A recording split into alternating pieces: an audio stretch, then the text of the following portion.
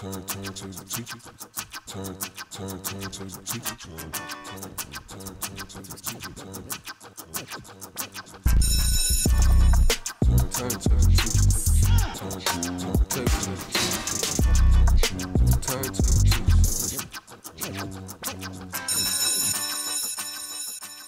And welcome back. I'm Mike with the Turntable Teachers, and class is back in session, here for another guest speaker episode at Nowhere Studios, and I'm joined by three incredible guests. I will start, I'll go just right to left, and already getting the introduction going. I'll introduce you guys, but you guys can talk a little about yourselves as well. I mean, I've already done a little bit of research on you guys. So we'll start here. This is Todd Dahn. He is a music executive, been in this for 25 years, originally from Buffalo. Is that correct? Yes, sir. Yes, sir. Came through from Chicago, all the way out here. And now based in Boston. Worked with many artists like the guest right next to you as well, and Steel Gold. I know you've produced like over 30 records and helped executive produce over 30 records and helped like artists like Steel Gold with their touring, and you know, you just have an illustrious career and resume. So we are so happy to have you here. Thank you, thank you. And then of course the lovely, the one and only Brandie Blaze. Obviously a hip hop artist from Boston. If you are familiar with any Boston music, you obviously know about Brandie Blaze. I would hope at this point she's a staple. And then you're a songwriter, a poet. You also run workshops and classes for songwriting as well. Is that correct? Yes, I do. Yeah. You do a lot of amazing work in the city. We're happy to have you. And last but not least, Tashawn Taylor. Hello. Who is an incredible producer, artist, musician out of Boston as well. A name that I have been on for quite a while. And I know you're working on your first studio album. Is that correct? Yeah, pretty much. Yeah, I've been working on it for a minute, like through the pandemic and everything. And yeah. It's awesome. It's awesome. Well, I'm so stoked to have you guys. And of course, these are three of the lovely people that were working on the Come to Pass musical. So that is why you guys are here to talk about that today. And yeah, I'm excited. I'm ready to go. How you guys doing? You ready to go? I'm ready to go. Thank you so much for having us. Yeah, no, I can't wait. This is a lot of fun. It was funny because we usually with guest speaker episodes, it's usually been one-on-one, and then the last episode we had was two. So now we're three. So who knows? I mean, we're down to have like 6 or 7. Van Buren, I'm talking to you. No, I'm only kidding. Shout out Van Buren. Oh, shout out Van Buren, of course. So yeah, I want to talk to you guys obviously about musical, and I thought it was just such a unique thing that was done in this city because I feel like it's just not something that was done a lot or has been done a lot. And I thought just, of course, the concept was really just special in a lot of ways. So we'll start this episode, of course. We start with the objective, so we got to know a little bit about you guys, but now we're going to get to know a little bit about the show and sort of the openings of it and how it started. So Todd, I know this was originally an idea you had, but then you brought Tashawn and Brandie on. So I'll kind of kick it to you first. Talk to me a little bit about how this concept sort of came to be, and how Brandie and Tashawn, of course, helped to make it a reality. Yeah. It's kind of a long story, but I'll try to speed it up as much as possible. Several years ago, I saw, I don't even think it was a TikTok, because TikTok wasn't around then, a Vine, a Reel, something or other, of this dude talking gang slang in Old English accent. And I thought it was hysterical. And he was just going off and off and off, and it just sounded really funny to me. And I was like, somebody should do something with this concept. So all of a sudden, I'm sitting around one day, and I came up with the idea of telling a comedy story about the Revolutionary War through the lens of Bloods and Crips, because it was blue and red, right? Mm-hmm. Like there was the Redcoats and there was us, and that turned out to be way too. The production value is just way too high. Like the cost was just crazy to try to do this as a web series or anything. So I was actually at the New Year's Eve show with Still Gold talking to Mo about the idea, and I was like, I'm thinking about doing this like as a play or a musical, and he said, you will never do that. And I was like, all right, well, now I have to, right? So that's a challenge, right? Mo. Like, that's a challenge. Now you told me no, like I kind of have to now, right? So well, it's funny that he ended up being a part of it too. He said no to you initially, and then he. Well, yeah, and he was like, if you do this, I'll be a part of it, right? And I was like, fair. Okay, I'm gonna remember this. So I spent about a year just kind of kicking the idea around, and I came up with the framework of kind of how I thought it would be interesting to talk about these issues.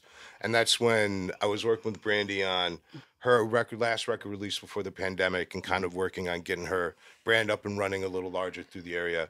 And it immediately was like, yo, this is perfect. Like, she's the perfect person to play this lead role. Like, she embodies all the things that we're going to talk about through the play, and she has experience in like talking to these things and other people.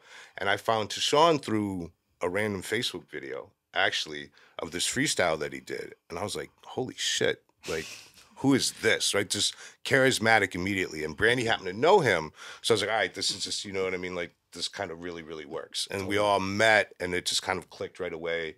They all just kind of got what I was trying to do, and really were able to, like, understand, like, the ability of telling story through song. Because we didn't really address it as a musical. We just made an album kind of to tell this story, right? Because that's what we're used to doing, and then just presented it in a fashion that was just a little different in the way that we rap.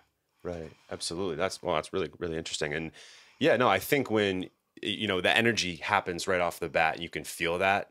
That's always my motto, is like, if the energy feels right, go with it. And it sounds like it was quite the success. And I want to obviously turn to Brandie and Tashawn now. When Todd came to you guys with this idea, what were your initial thoughts? Did you think he was crazy, like Mo did, or were you like spot on, like, let's hit the ground running and do this thing? I absolutely thought he was crazy. I was like, what are you talking about? We're not in New York City. We can't do a play. This isn't happening. I was just like, a musical. I've talked about this before. I actually don't like musicals at all. Okay. So we're now up to, I like 3 musicals. Including this one. Yeah, actually, none of us do. I'm not a fan of musicals. None of like, us. none of us really were. This is just the way to, like, challenge ourselves to do something different. I will say, I am by trade, I am an English teacher, and even myself, not the biggest fan of musicals. Right. And I love music this too. Conversation that likes musicals. Goddamn. But it's also like, why are they breaking out into song? Like, what is happening? Like, It makes sense sometimes. You feel me? Like, in some musicals it makes sense, but in others where it's like, yeah, they're actually having like dialogue about real shit, and then they start singing, and then it's like, well, and some of the storylines in musicals are just wild. yeah, like, exactly. right. So it still make no sense. I was just kind of like, I didn't see it for myself. That's definitely never anything that I thought that I would do. I've been trained as an actor, but that was a really long time ago. I've never done a musical at all. So I was just kind of like, if you see it, I always just had a lot of trust in Todd. So if Todd says, you know, I think you can do this, I'll just be like, okay, well, let's just do it then. Like, I like that. Like, because I just trust him with, you know, he's been really instrumental in helping with a lot of my career, you know, in the background and helping me do things that I never thought that I could do. So I was absolutely like, okay, well, this sounds crazy, but sure, why not? And and like I said, it just really just started to flow together. And once we started, you know, working with Tay and working with everyone else, and we started, you know, hearing the beats and starting to write, it's just started to like form. And I was just like, okay, I really think that this could be a thing. Like, I really think this is going to be like a big thing. Yeah, absolutely. Anything to add to that, Tashawn? I initially, like, as soon as Todd hit me with this idea, I was like, all right, let's do it. Like, I wasn't, like, the thing is like, I've always been, like, super down to just, like, try anything musically. You know what I mean? Like, if it's, like, the weirder it is, the better for me. If it's like, hey, like, I see you doing this thing that's, like, so insanely outlandish, and I'm just like, all right. You know what I mean? And when I first, like, thought of this, I was like, okay, like, when I first thought of this, I was like, oh, so are we gonna be doing like a actual like rap musical? Like, has this been done before? And I was like, okay, it was Hamilton. And I was like, oh, so we're basically gonna be doing like Hamilton style stuff right now. And then Todd was like, yep, that's pretty much what we're gonna be doing. I was like, fuck it, let's go. You know what I mean? Like, I thought it was pretty cool. And I guess like as we were working on it, like this was a bag I never actually like trained in. I never actually done acting before at all. And the only thing that I was really like moving myself through was through the music. So if anything, like that really kind of gave me some like familiar ground to walk on. But I guess the way that I wrote music anyway was just kind of like was kind of theatrical, you know, because like I always like try to write as unorthodox as I can, or at least in a way that kind of feels personal. So if anything, it worked really well with the way that this was going. But yeah, when Todd reached out to me, I was like, yeah, this is gonna be pretty cool. And then I saw that Brandie was also gonna be part of it, and I was like, oh shit, really? Like this is gonna be lit. You know what I mean? Brandie's on this. It's It's gonna be fire. You know what I mean? Like I was like, oh shit, like we're actually gonna get like mad folks on here, and I'm just like, okay, like I'm here for it. And from there, like I was just kind of like, yeah, this sounds pretty cool. Like I'll give it a shot. Let's see where this goes. And the rest is current events at this point. Totally, yeah. Oh, that's amazing. And when I had Amanda Shea on, which I know you all know very well, of course. That's my best friend. I know that's your girl. I know that's your girl, Brandie. I know. Shout out Amanda Shea. I love Amanda, man. She is just like, oh, what a ray of sunshine that woman is. But when she came on recently for her last episode, and we talked a little bit about it, she was mentioning to me how you guys hadn't really rehearsed this very much up until maybe like the day before as a full cast. So, and then obviously the set was very minimalistic. It was very focused, you know, obviously on the music and the acting. So I'm just curious, like, were all these things intentional, or was this kind of just sort of something that materialized as you went along? Well, we started working on it in COVID. So we kind of had to work on it in like just small groups, right? Either remotely or like small groups together. Sure.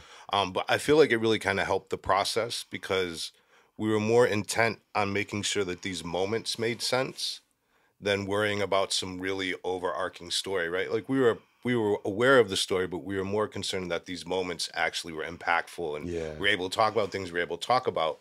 And then as we got them written, we did a little bit of editing here and there to kind of go back and make it make sense to the story. But it really gave us the ability to kind of make these songs hit, right? And then it all just sat in my head for a while where I was like, hopefully this will all work.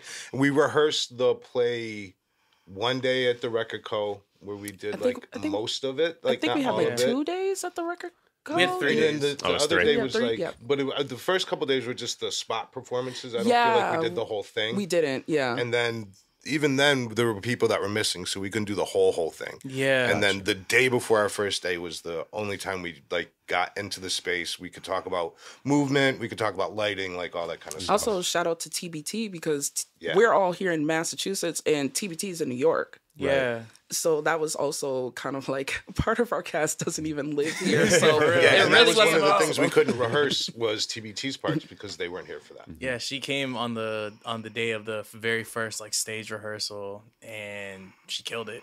Like straight up. Just knocked it out of the park. Yeah. That's amazing. Yeah, just for this, like, sounds just, it was very organic. But at the same time, like, obviously very intentional on your end, but the fact how it just kind of all progressed, that it was just an organic feeling. Again, when I saw it, and so it's really unfortunate. I was away on a bachelor party that weekend, and I was not able to even see the play. So the fact that I missed it, I feel friggin' horrible about. And I was badgering Amanda. I was like, "Is there going to be another another showing or whatever?" So that's another question for people that missed it. Is there ever? Are you guys going to have another showing of this, or is there like myself? And is there a sort of album to come out with it, or like what's that process going to be like for you guys going forward now that you've did 4 nights in a row, right? And pretty much sold out each night, if I'm not mistaken. Or for the most part, we had first like night, right? 75% or better, like each night, which is really dope. We were appreciative of everybody coming out. Awesome. We're gonna do a couple of spot performances next year where we do one night here and there. Cool. We're working on expanding the play right now. So the play ran for about 47 minutes, and we're gonna go to about 2 hours and 15. No way. So we're adding about another 25, 26 songs. We're expanding a lot of the scenes that we started with this version of the play so that we can kind of talk about these things a little bit more in depth, do a lot more character development, do a lot more interesting things, showcase a lot more different types of music and writing styles, and give these guys and gals an opportunity to really like dig into these characters and really bring these issues and talk about the reality of the nuances and the complexities of these issues, because one song really doesn't do any of these issues the justice that they really need. Right. That's actually a perfect segue into my next question, which was the main lesson. This was really more towards our 2 leads here, Tashawn and Brandie Blaze, who obviously you were cast as Mirah Bailey and Solomon Bailey. Yep. And so what I would love for you guys to talk a little about with myself and the audience, the people that are listening to this, is, give us a little bit about the background, the story of Mirah and Solomon. Who were these people? Is it a fictional story? Is it nonfiction? Is it a mix of both? I really want you guys to dive deep on a little bit right now on the two main characters that you guys both played. Well, we're not actually siblings, even though we both have dreads. Well, Tay's dreads are real. Mine's are. The background is basically we're brother and sister. Our parents have passed away, and we need to leave where we live to travel to Boston to go and stay with our families. So really it's more about like that journey to get there and the things that happen to us along the way. And it's also a lot about our relationship and the conflicts that we have as brother and sister. I know Tay will talk more about his character, but Mirah is very much, I feel, a reflection of me. Probably the side of me that people don't get to see, especially if you know me as like Brandie Blaze. It's like a real big persona. Yes. And Mirah, I feel, is more me as Brandie. She deals with a lot of insecurities, but also I feel like she's just has her own power, but it's just very subtle and quiet. But she's just like on a path to discover who she is as a woman, and especially a woman in that time, and also trying to deal with her relationship with her brother, who could be a lot. And kind of dealing with, how do I have my own voice when I have this relationship with this person that's very much louder and bigger, and how do I still stand up and be my own person when I have this relationship with this person that's like so overpowering sometimes? Yeah. Well, this role sounded like it was perfect for you, right? Yeah, absolutely. I mean, it was I guess like the story, or at least how I interpreted Solomon, right? I knew that this character was going to be very layered. I knew that this character was going to have like a lot of layers going to it, where it was like, it's not going to be as simple as like, this is a good character, this is a bad character. I wanted to make this character someone you can empathize with, but also like you want to root for them, but it's like they also have to earn your support in a way. Yeah. You know what I mean? So it's like, I guess when I initially went into this as Solomon, I was like, okay, like there are a lot of things that Solomon is going through that Brandie, or I'm sorry, Mirah, that Mirah has also dealt with as well, that she has already like accepted and has already like expressed and has already like, you know, been like, yeah, this is reality. This is what we're doing right now. And my character has basically been shutting that reality out because that reality is just too painful for myself. And in a way, it's like, I wanted to write this character in a way where it was like, yeah, like my character is going to be very methodical, very like, you know, is going to try to be methodical, try to be empathetic, but he's also not going to be that because he's not necessarily facing the reality and the weight of the situation at hand. So if anything, like the only thing that's on his mind is he wants to protect his sister, but does he know how to do that? No.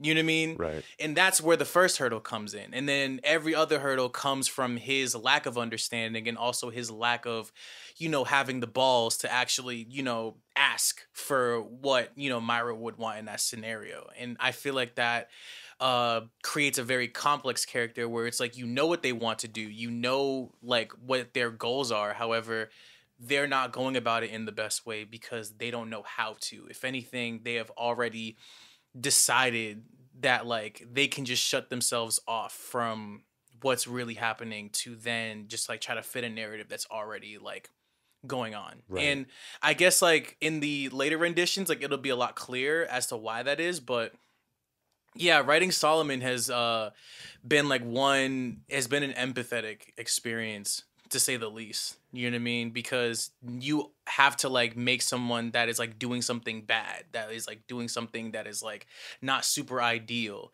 to like someone that they love, and then you have to like humanize that in a way.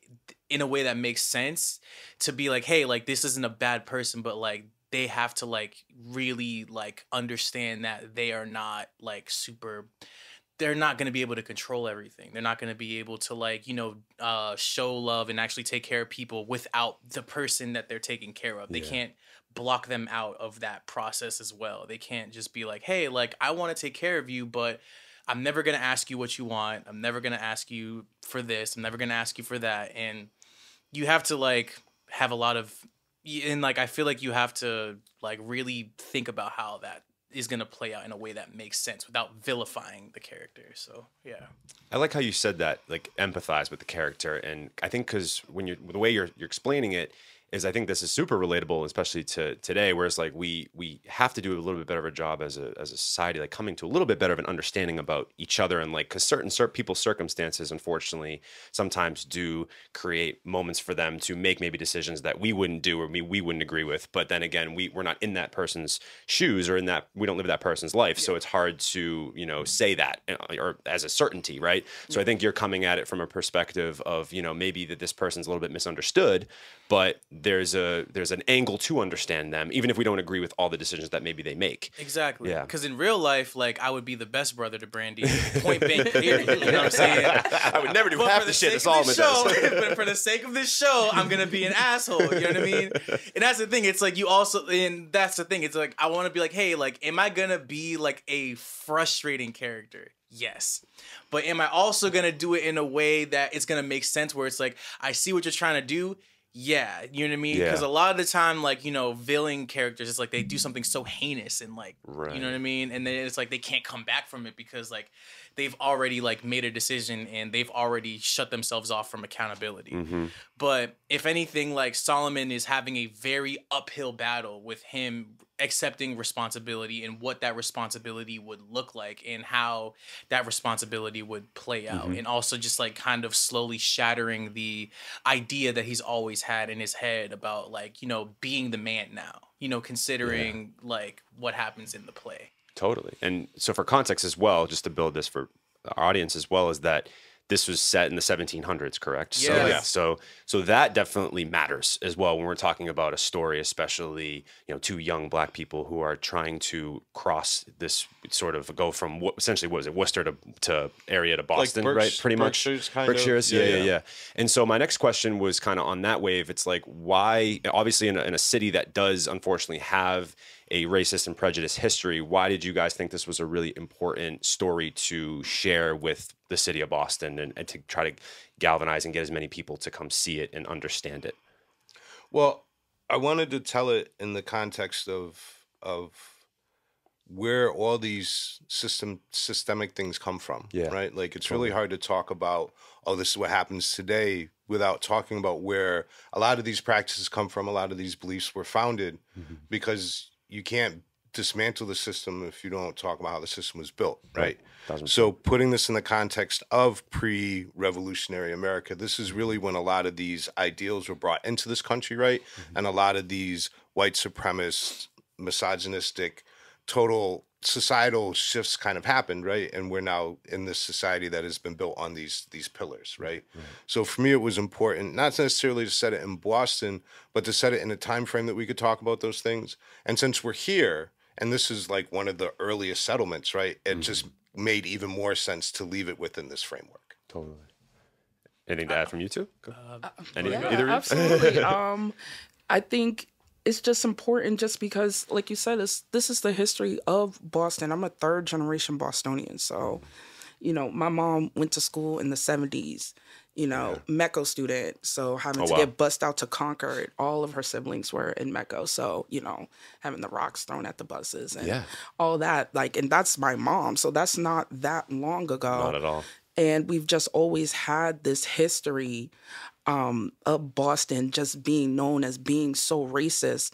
But I also think it's really important to tell this story because Boston has that reputation. Sometimes we forget, people that aren't from here forget that there are people of color here. There are Black people here that have been here a long time. And I think it's sometimes really important to kind of reframe that and be like, yes, Boston has a reputation of being racist, but who are they being racist to? Like, because we're here. And I think it's really important for us to reclaim our own city and be like, our history here is important. Our stories here are important. The music that we make here is important. Absolutely. So just kind of doing that reframing, I think, is something that I really clung to and was like, this is important for people to know. Like, yes, like I lived in Georgia for a while, and, you know, people hear my accent. They would ask, are you from New York? I'd be like, no, I'm from Boston. And then the next question, there's Black people in Boston? It's like, really? Yeah. like, come on, bro. Like, are you serious? Like, that's why I think it's even more important to be like, no, this is our city too. Right. Our voices matter, and it shouldn't just be a story of Boston being racist. It should be a story of these people creating all these amazing things and making Boston into the city that it is. Yeah. Humanizing that story in a lot more of a deep and layered way. I agree. I think that's really amazing. I feel like one of the most important things that I felt about this play is the fact that, like, this wasn't necessarily a play that was like, fuck white people. You know what I mean? Yes. Instead, it was more or less like basically saying, like, how exactly can white supremacy exist with all these issues going on? Like, period. Because, again, this is pre-Revolutionary War, right? But it's like, at the end of the day, it's like you still have misogyny, you still have capitalism, you still have, Bible thumping, religious, racist people. You still have racism at the end of the day. Like, there's a starting point for a lot of these things to exist because it opens people to a lot of weakness. And it also opens people to a lot of entitlement. When you're dealing, or when you're somebody that is perpetuating like a narrative that has been told to you and indoctrinated into you like for so long. Like, for example, like, I should have mentioned this earlier, like, Solomon is a byproduct of misogyny. You know what I mean? Considering why he was just like not seeing reality. That, like, in a lot of instances is a byproduct of misogyny. And in a lot of instances, like, you know, even Dutch Rebel's situation, that's a byproduct of capitalism and a byproduct of material gain, and just like how people will do terrible things just to survive. And it's just like, when you have all these things and then you start really paying attention, when it's like, oh, now people are being enslaved, and now like most people are being genocided, now this is happening. It's like, there was like people that thrived in that because of how, you know what I mean? Like, there's people that thrive in that because of how like oppression can like exist in so many different ways. Right. And then when you find a way to like make that obsolete, and you find a way to like actually learn how to thrive and exist without it, that's when we can actually start getting to the conversation, because a lot of folks have not even imagined like how this can exist without it, whether it's like a good or a bad or a negative. It's just like people always think of it as like this is how it's been, this is how it's always going to be. That's why history is important, right? For us to take a look at those historical perspectives and lenses, because, you know, in a lot of ways, you are really not, like, if you're not focused on what has happened, and like, so I'll put you this way. I really think it's interesting that some people will come out and they'll say, oh, well, we've made a lot of progress, like, it's enough. But it's not enough to say that it's enough progress, because it's not. Because in a lot of ways, a lot of people do not want to see how these things are still affecting us today, and that maybe it's not in the same ways, but it's still affecting us today, and it's still affecting our society today. And until we come to terms with that, you know, we're not going to make the real progress that we want to make. And so that's where I think that it's important. It's important, obviously, to look at the past and humanize obviously these stories, because it's that should be the goal, right? Out of anything else. I think that's also another reason that it's really important that it's set in Massachusetts. Yeah. Because we also have the reputation, we have like the racist reputation, but we also have the reputation of being very, very liberal.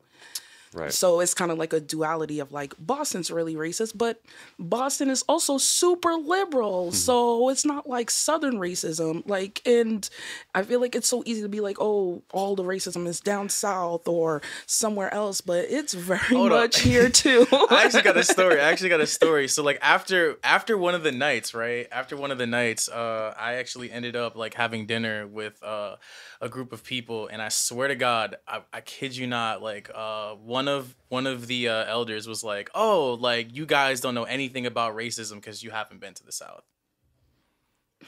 Like, no, my black ass. You know what I mean? Like, my black ass. Like, that's wild as shit. You know what I mean? But like, That's a wild thing to say. It is. It is. That's wild. And I can tell you, as someone that has lived in the South, this is still the only place I've been called the N-word to my face. I've never happened down there. I've had racist things happen down there. Yeah. But this is still the only place that's ever happened.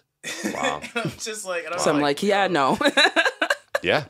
No, it's still a real thing. And in pretty much all parts of the country, unfortunately, which is sad. It's a sad thing that that's still there, you know, but at the same time, you know, I think that, again, what you guys tried to do, or not even tried to, what you executed and you did, you know, but I think, unfortunately, the problem is I think that some people that wouldn't want to hear that story maybe wouldn't have gone, unfortunately, which is like, so I guess my other question is like, how can we, maybe this is a larger question of us as and more as a society, but, you know, how can we sort of get these stories in front of people that don't want to hear them? You know, like how do we achieve that? Like, I don't even have the answer to that either. Well, you're not going to force a story in front of them, but right. you can get them involved in the conversation, which is more important, right? Like one of the things we wanted people to take from this is the ability to have conversations about these things, right? So maybe the next time somebody says something, you realize they really shouldn't be saying this, right? And you correct them,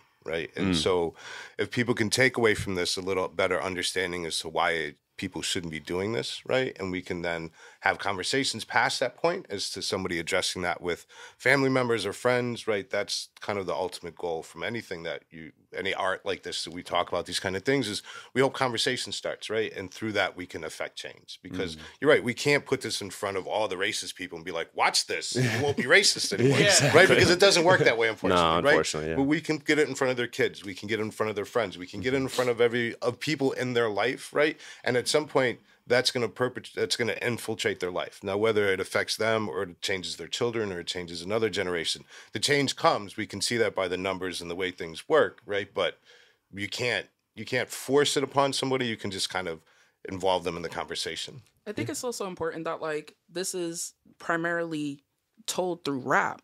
That's the biggest genre in the world. Absolutely. So just being able to tell it through that, I think, is a way to reach even more people, because people can be racist and they will still listen to rap. So like Tom McDonald exists for a reason. Like, so having that, and then also, you know, like we talked about before, like racism is a big part of that story, but it's also misogyny. It's also capitalism and sex trafficking and LGBTQ community. Like, all of those themes are in there as well.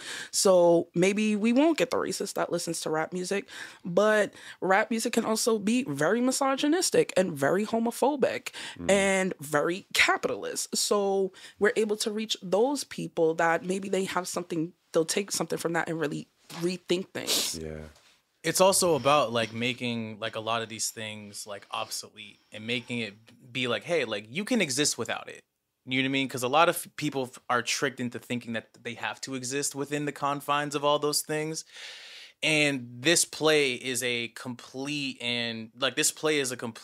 like anti thesis to just like folks believing like, oh, I could never do something like this, or like I could never be like out here like, you know, saying this, that, and the third. And it's like, no, you can. You know what I mean? And trust and believe, like, I'm only just one dude. You know what I mean? But a lot of if you have something that you got to say, you could say it. And you don't have to exist within the very confines that oppress you. You don't have to exist and be like, hey, like, my oppression gives me strength. Like, that we don't have to live like that anymore. At the end of the day, people have been trying to, like, you know, push that upon us for, like, years and years and centuries and all that. And it's like, at some point, it's like we, like, folks got to start, like, thinking beyond, like, that and being like, hey, like, how can we get back to a place where this didn't exist so people can start thriving and people can exist and share the humanity? Yeah. You know? That changing that narrative, I think, is what you're saying. Yeah, it shouldn't be about surviving the oppression, right? Because then it just allows the oppression to stay. Exactly. Right? It should be about living without it.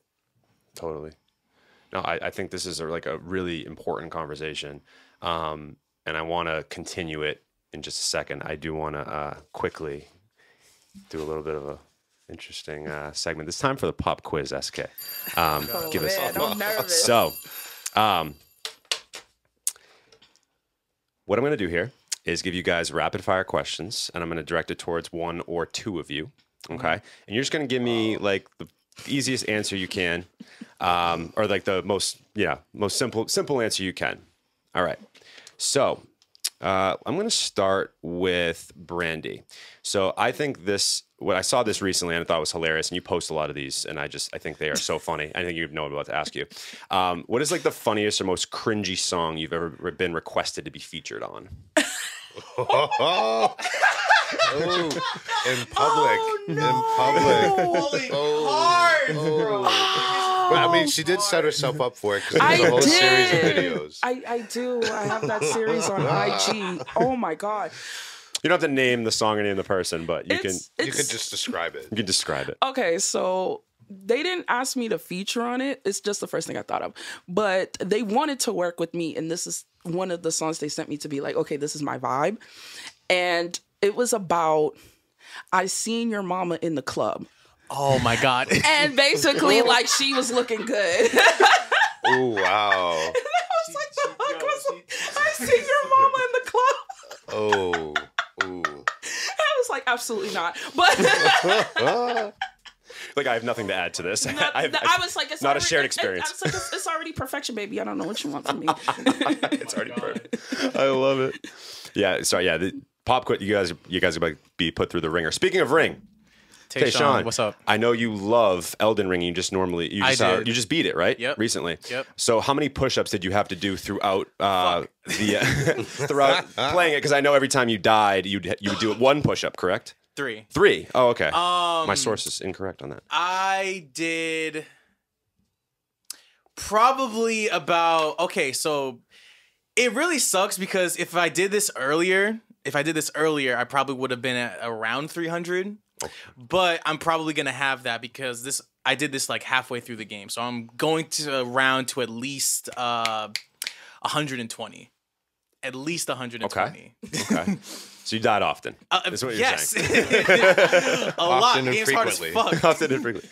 Toddy, you're gaming yourself a little bit? Do you game? I play World of Warcraft. You play World of Warcraft? And you're an Xbox guy, right? Right, Tashawn? No, I actually got a PC. You're a PC. Okay, I'm a so PC you're a guy PC. now. Okay, just curious about that. This question's for you, Todd. So how many shoes do you have in your collection? And I'm curious what your favorite Air Max shoe is and your favorite Jordan shoe is. Gosh, 23, 24 pairs. Nothing crazy. Oh, okay. Right.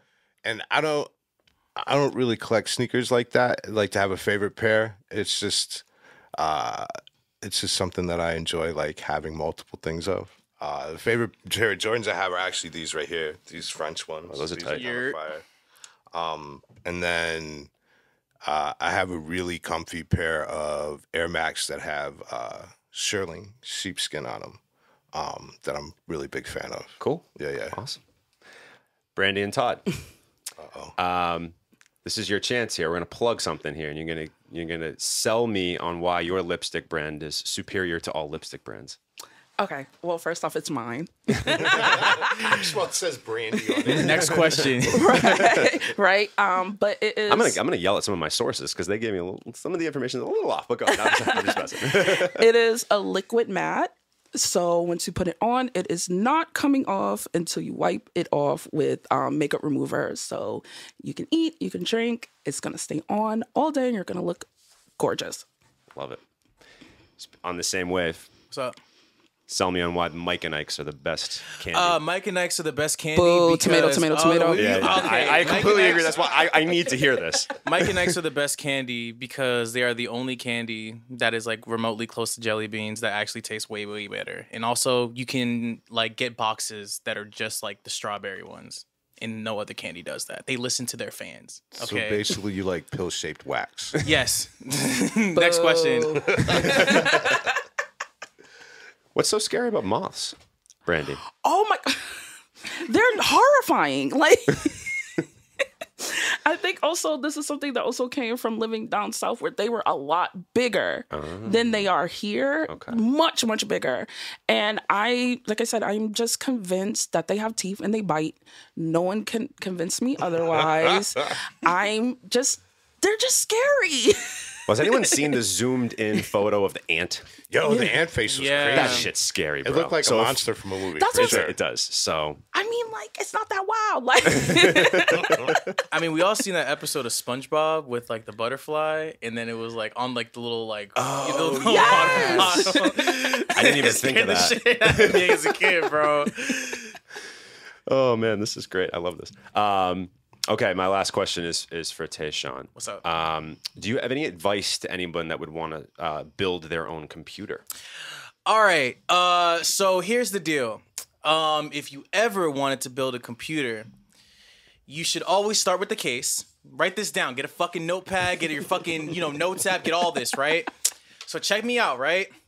First, you want to start with the case. And then as soon as you get a case, also, I will say this. You want to buy everything separately. Do not buy a PC like all the way like built unless you have that money. Unless you're willing to spend $1,500 to buy an actual PC, do it. But if you don't, then space out your purchases. So you can get the case. The cases are like $150 now. The one that I have, it was $200. Now it's $180, and it's called the Corsair 4000D. So first you want to start with your case. Then you want to get a really, really good motherboard. Make sure it has Wi-Fi, because if it doesn't have Wi-Fi, you're going to have to use the Ethernet cable. Again, write this down, okay? Because you're not going to remember Take this notes, shit. everybody. Take Take notes. notes. I'm going to look at every single fucking camera. Take notes. Take notes. Get your motherboard. Also, make sure you have a processor that is going to, like, not overheat. And if you are going to have a processor that overheats, you want to get a liquid freezer. That's the one that I have. You also want to have a really good graphics card. That is going to cost the most money. But if you don't give a shit about frames, if you don't give a shit about anything else, then you can get one for like, I don't know, like $200 or like $250. But the one that I have was like $600, and it's mad money. Also, what else was I about to say? Make sure you get a good power supply.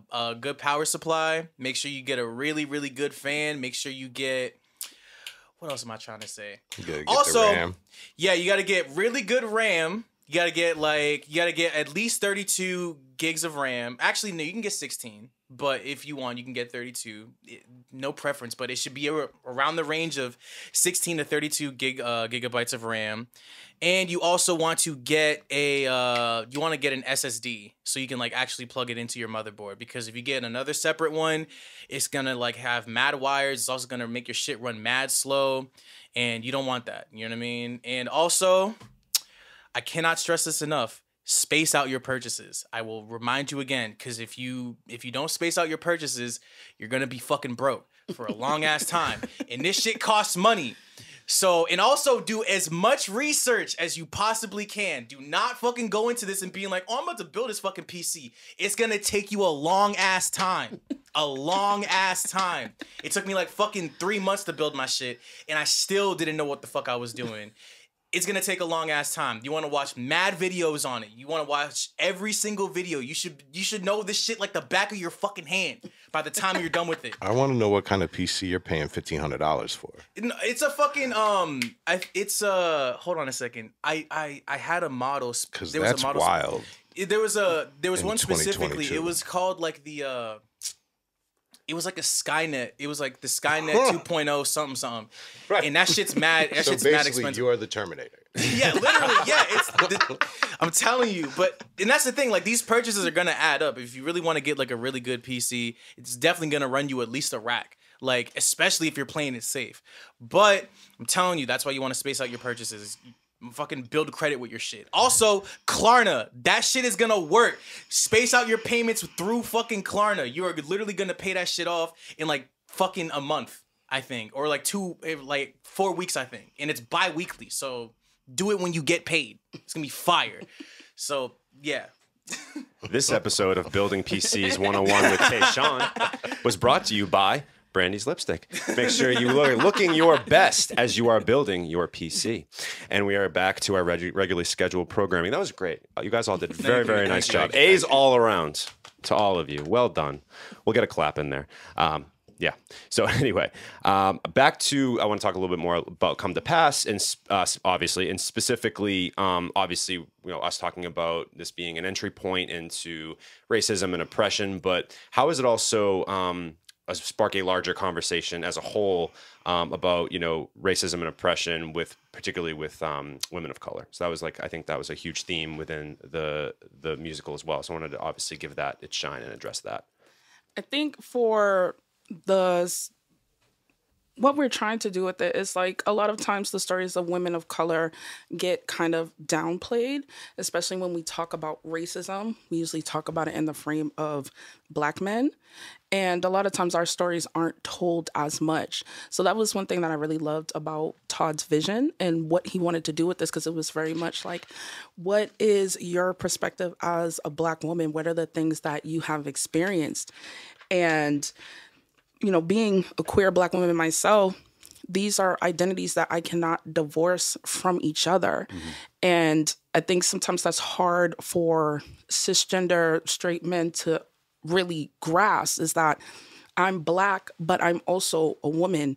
I'm also queer. I can't just be one of those things. I'm all those things together, and all those things together impact each other.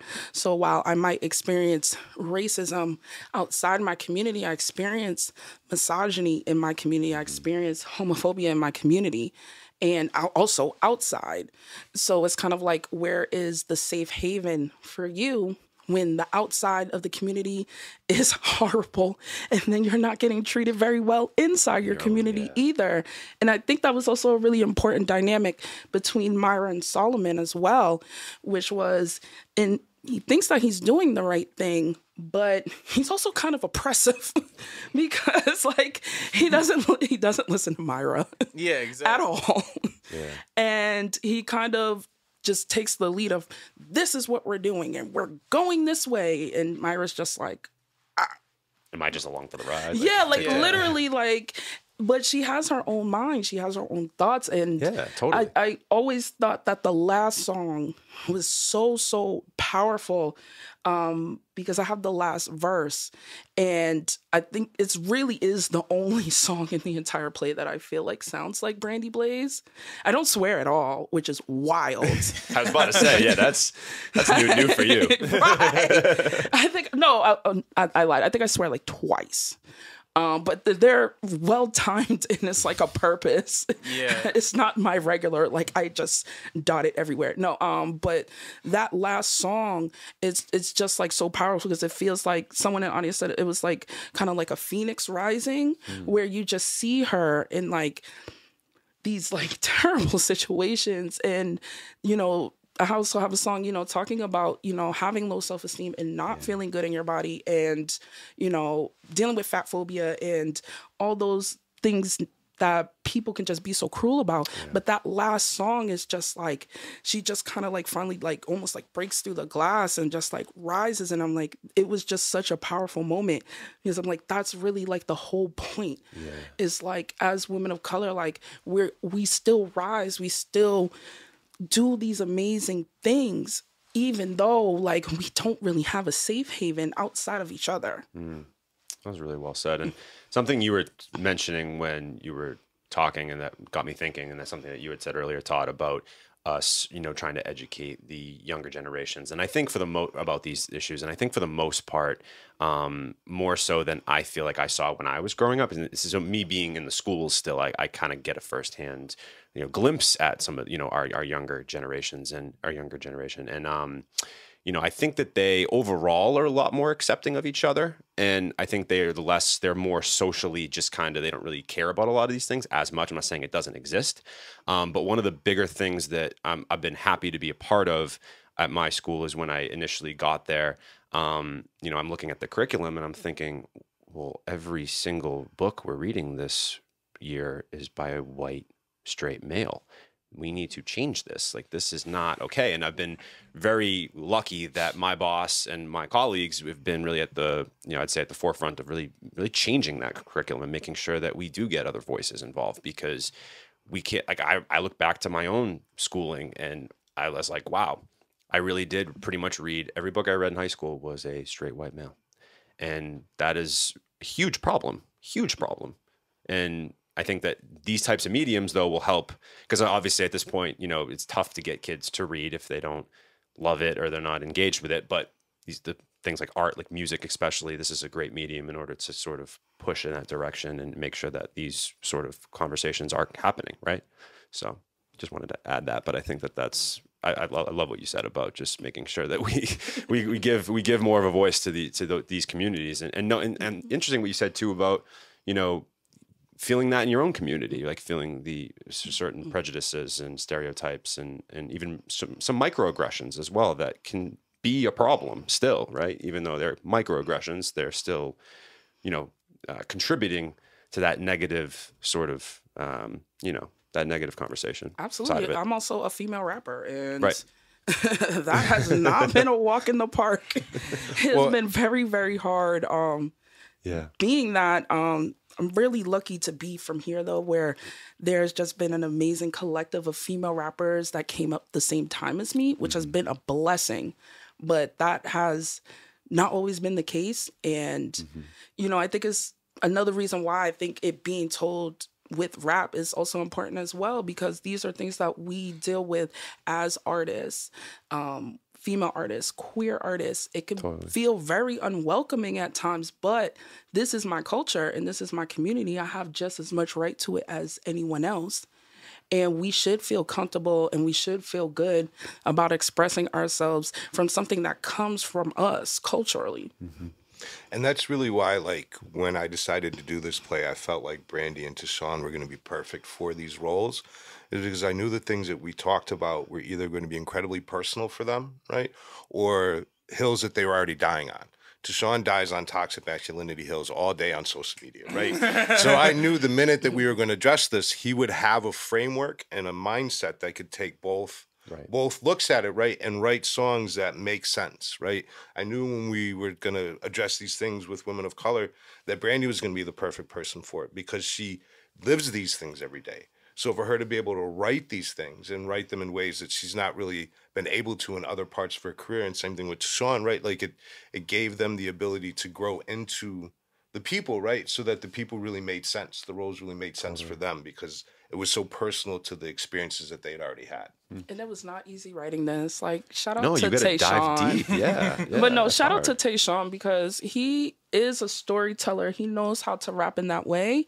And I really had to learn how to rap all over because this is not something that I'm used to. It doesn't sound anything like the music that I typically do. I don't really do a lot of storytelling like in a narrative kind of way. Like there's a story there, but it's much more abstract. And like this is like narrative writing, something I've never done. So it was a lot of work. And, you know, Todd had the faith that I could do it. And I had Tashawn there because he already knew how to do it. And he helped me so much. So I definitely couldn't have done it without them. Thank you. Amazing. Thank you. I want to quickly switch gears slightly to talk about the rest of the cast because and their roles. Obviously, we're at Nowhere Studios, and John Glass, one of the co-owners and co-founders, and I know he was a major part of it. The Archetype and Mo Pope, as we mentioned, and Amanda Shea and TBT, and so many different people. You know, I want to just kind of get your thoughts on how some of these Dutch Rebel, oh my God, we forgot about her too. How some of these people were able to add to the conversation and add to the overall final product. I'll take a real easy one. B. Dolan, right? B. Dolan, forgot about B. Dolan as Dolan well. playing a racist was kind of perfect given the hills that he dies on every day in his life, right? B. Dolan is an activist. He lives and breathes the things that we're trying to change in this world, and giving him the ability to see that and write about the people that he fights against. Same thing with Mo Pope, right? When I was thinking about the police officer, I was like, it would be a really interesting dichotomy to have Mo be the cop because Mo is so anti-police, right? So now we can have somebody who has that framework kind of talk about why these people do these things, right? Because in the song, you can hear him say, like, he doesn't want to, but, like, it's what he feels he has to do in order to get ahead in the world, right? Like, he didn't grow up wanting to be this way, but this is kind of the way that he was made. You know what I mean? So I was able to look at everybody. And thankfully, I have an amazingly talented group of friends that were able to step up and really knock this out. But I really looked at every role and was like, who would be interesting in trying to tell this particular story? What I think was really, I don't know if you realize you did this, but in education, we do this a lot where, like, I'll have my students make a claim about, like, the book or whatever it is we're doing.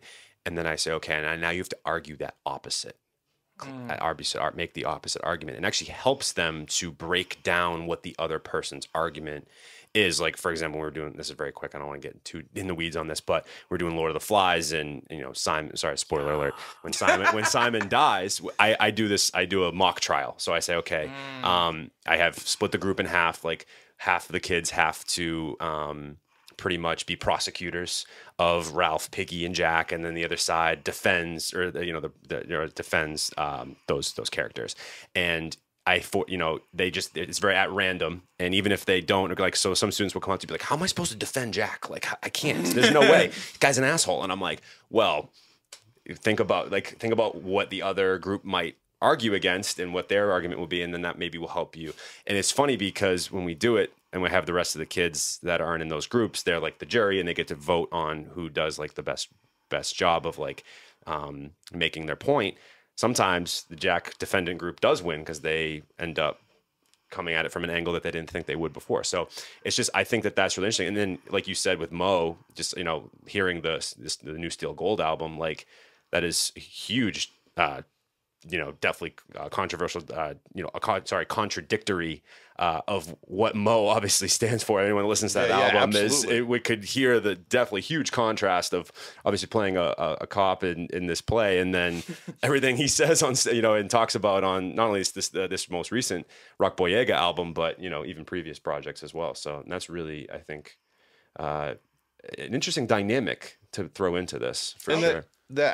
I'm sorry. I was like, also shout out to Battle Axe, who plays like 3 characters. Yeah, seriously, Axe Metals comes out and produced like 6 songs, like wrote, and that's one of the things that I really want to point out. Right, we didn't really make a note of this. Everybody wrote their own songs. That's so cool. Right, so that's why it was important to me that the people that I put in these roles have a perspective that would work with what we were trying to say, because they were responsible for putting the words together. I can't put words together that tells a story because I don't live that story. You know what I mean? I came up with the idea just because I thought it'd be a cool thing to do with my friends, but like I don't have the perspective. I don't live these things every day. So that was really important to me too in casting is, can they take the look that we need them to look for this song? I wanted to give a shout out to Dutch. I'm not gonna lie, like I had so much fun doing the parts with Dutch. It was really, really fun. Just kind of like having the dynamic with Dutch. It was really funny because like in the infancy of like the way that we were practicing, I was like, do I have to be like really aggressive? I don't want to be really I was like, do I have to push you? I don't want to have to push you. I don't want to do any of that. And it was really funny because I was just like, I want to be in character, but I was like, I don't want to hurt Dutch. You actually don't want to do it. Yeah, you don't hurt Dutch Rebel for sure. No, Tay is such a sweetheart. He really like struggled. We were in rehearsal. He's just like, I don't want to push you. And Dutch is like, punch me. Like, just do it. It was the same with Dolan too. He was like, I was like, do I have to get in your face? I don't want to. And he was like, nah, just do it. I'll be fine. I'm like, are you sure? Like, I'm just a gentle gamer. I don't really want to do this. I wouldn't even say that. You're definitely a passionate dude. Like, oh, yeah. I didn't obviously met you in person until now, but yeah, just hearing everything, you're definitely. I mean, all 3 of you are definitely passionate in your own ways. But yeah, no, you definitely have a vibrance to you for sure. You're not. Yeah. But you did amazing when it came time to do it. I know, but he was nervous to do it. It was really sweet. Absolutely. I mean, but you did amazing when it came time to do it. Thank you. I was, I think I got used to it after a while. Because after we rehearsed it so many times, I'm like, okay, I feel like I won't necessarily get past a certain point because like, okay, like I already know how this is going to play out. But like, it's like when you're getting into it, then it's like, you have this nervous nature about your boundaries, and you're just like, I don't want to like. And also, I just met Dolan for the first time during our rehearsals. I didn't know anything about him. I just knew that he was going to be part of this, and I was like, I don't want my first impression to just be me screaming in his fucking ear, just like without asking, like, hey, is this good for you? Like, are you cool? I'm just gonna be like, yeah, so fuck you. Da, da, da, da. Like that's wild. You know what I'm saying? Like I wouldn't want to do that. Yeah, no, that definitely is an interesting dynamic to be involved in for sure, especially when you haven't met. It's not like nice to meet you. It's literally, I mean, I've known Dutch since I was 16, but like, so that's a little different. But that's different, and I wouldn't, and like, she wouldn't have been like, oh, like, yeah, like, like, fuck you, Tay, for screaming in my face. Like, like she would know that that's the performance, but like yeah, like B Dolan was a bit different because I'm like, I don't know this dude from a hole in a wall. I don't want to just be shouting at him. And Dolan is also a sweetheart too. Yeah, love you, Dolan. And it was like I felt so bad because I'm like, the audience is gonna hate you, but we love you. He's a great dude. I have had so many backstage conversations with Dolan, and he's genuinely like he's really integral when it comes to this kind of activism shit. He doesn't let his whiteness he walks the walk for sure. Yeah, he doesn't let his whiteness be the fucking the primary behind like what he does. Like he's really about this shit. But also it was kind of funny, like speaking of backstage, so we had 2 dressing rooms. So it was like Tay, Mo, Dolan, all the guys in one, and Battle Axe are in one, and then it's me, Amanda, TBT, and Dutch, and we're in our dressing room like twerking like off the counters, like just wilding out. And then I would go over to their dressing room, and they're just like having like these like really intense conversations, like and I'm like mad philosophical conversations. I'm like, what is going on over here? I'm sorry. They're just like. Fellas, we're going to talk about the state of music today. Right. And then you come over to our dressing room and we're like, oh my gosh, it was too much. This is my final question, and this is actually a beautiful segue, and that's you guys kind of already answered it, but now you have to pick something else. So I wanted to ask you guys like what was the most, if you could pick like 1, maybe 2 each, like memorable moments. This is the open response segment of our show, the last segment, where I wanted to talk and ask you guys about like most memorable moment backstage or in the process of doing this that really stands out to you the most. And I don't know who. Maybe I've been starting with Todd the whole time, so maybe I'll start with Tay. But is there something that stands out? Oh, never mind. He doesn't want to start. Yeah, I mean, Todd, go ahead. The first Q&A will definitely be memorable because up until that point, like, I didn't know how people were going to take it. You know what I mean? Yeah. So when we got our first standing ovation, we got our first round of applause, we got our first set of comments that they understood it, right? They saw the vision, it got through, right? Like, that was definitely amazing. And there's probably some trepidation going into that. Like, are they going to get it? Is this going to be, am I going to get some backlash for this? I spoke so much that day. Like, it was a lot. But that was definitely memorable. Was there a question or like a comment that stood out to you the most? Or I know it was like a couple months ago. So. There was, I think the second or third person was like, I cried 3 times during this play. Oh, that's amazing. And I was like, okay. You know what I mean? That's one of the best compliments you can get. Yeah, you know what I mean? Like, we were able to hit the emotional cues, and that's really what we were going for, right? Like, if you don't empathize with what these people are going through, you're never really gonna empathize with what's happening today and then want to change things, right? So that was really the goal. And the second thing was probably that first day of rehearsals when we got to see the whole thing for the first time. Yeah. I got to do, and my favorite look of the whole play is actually his song. Your solo song when we do the top lighting. It was the only lighting look that I had in my head the whole time before we got to the thing. And it was really important that he had bright top and he was totally shadow in the bottom, and we were able to knock that out. So like that was dope. My favorite, besides twerking. Yeah, we were back there getting our makeup done. We had a blast. Also, shout out to Cece, who's my makeup artist who came and did makeup for the play. Love you, boo. My favorite thing is just how much we all bonded. Like, we're all friends. We all know each other. Thespian gang. Right? We named ourselves the Thespian gang, gang. And obviously Mo is my big cousin. So we just really, really bonded so much more during those 5 days that we had together. We just like cracked so many jokes. Like it was like to do like this really serious play, and then backstage we're just like acting a hot fool. Like it was really funny. We went out pretty much every night together after the play, and we just really, I think, just solidified our friendships with each other. Yeah. And it's just like such a special experience. Like, so many of us had never done this. Really, TBT is the only one that has done, went to school for acting, and has done plays, musicals, all those things. So really, TBT was the only one that was really experienced in it. The rest of us were newbies. So just how much we bonded is really my favorite thing. Like, they're my favorite people. No, and it's just an amazing group of people. Like when I saw the cast list and also the people, everyone involved, like obviously like I know John very well and like I just know the person he is, and I've heard nothing but incredible things about both of you. I know obviously I've been pretty close with Amanda now for a couple of years. I know she speaks nothing but highly of you. I'm close to Zafir as well. He speaks nothing highly of you. I know Shane Dillon's a close friend of yours. Yeah. He's your guy. He speaks nothing but highly of you as well. So like, I feel like, it just all encompassing, and then just some of the pillars of like Mo and Ark. And We have Dutch. not said Tim Hall's name this whole Tim thing. Hall. I was Wait, literally wait. just thinking I Tim Hall. cannot. He was supposed to be here. That's right. Yes, Or Tim, we Tim's invited him, but celebrating his wife's birthday this weekend, so he couldn't be with us. congratulations. But, I could not have done this without Tim Hall. Tim Hall kept me sane. Tim Hall helped me find music. Tim Hall helped me find ways to get this done. So please, everybody. Oh, Tim. Much love I don't to know how we missed that. For real. Sorry, Tim. Nah, for real. Shout out Tim Hall. We love and if Best you man. know Tim, you know how hilarious he is. So Best man.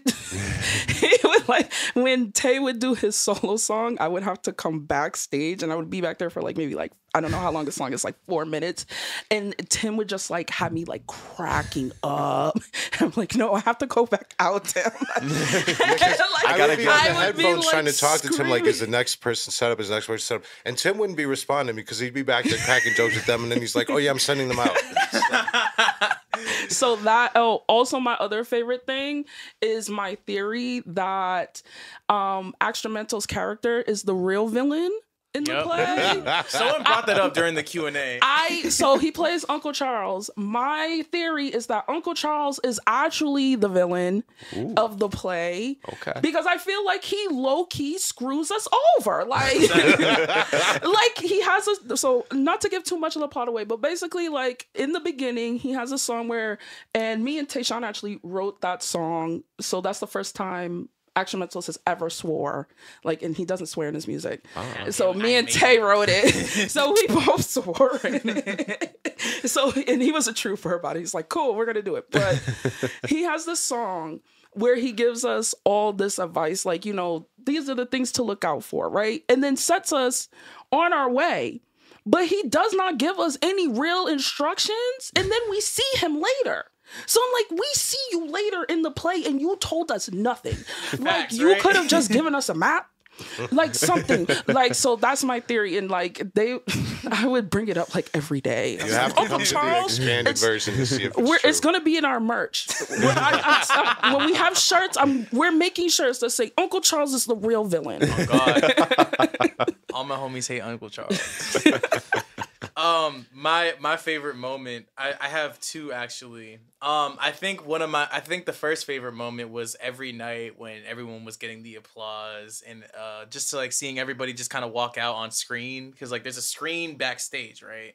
And we just kind of see everybody just kind of walk out and everything, and it was like really, really cool.